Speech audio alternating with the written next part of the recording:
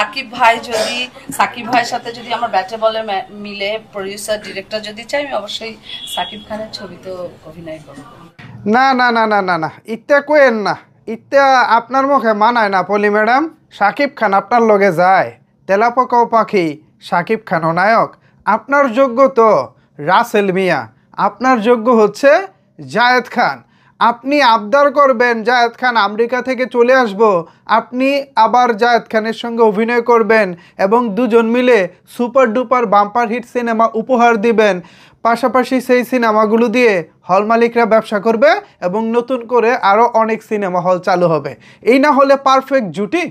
শাকিব খান কোনো নায়ক হলো, তার সঙ্গে সিনেমা করার কি সেটা তো আবদার বুঝি না।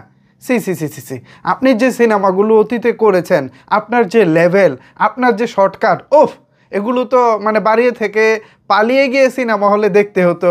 মুখে কাপড় পেঁচিয়ে, শীতের দিন হচ্ছে মুখে টুপি পরে তারপর সিনেমা হলে চুপি চুপি টিকিট কেটে ছবি দেখতাম।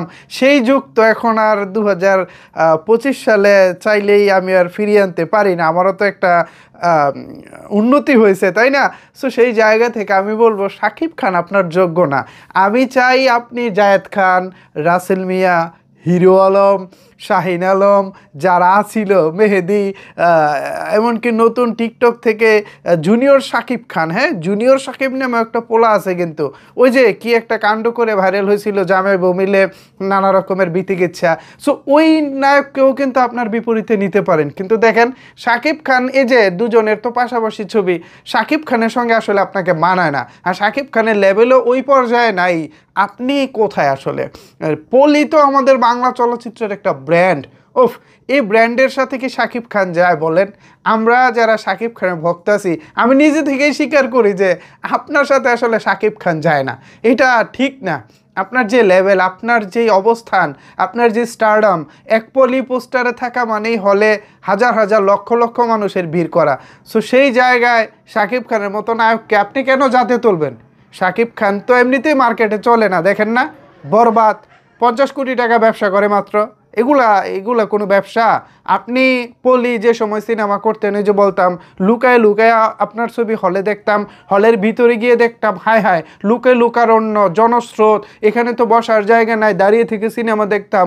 ভাই এমনও সময় গেছে গায়ের কাপড় চোপড় খুলে সিনেমা দেখতাম, মানে প্রচণ্ড গরম ছিল এবং আপনার সিনেমাতেও বেশ উত্তাপ ছিল।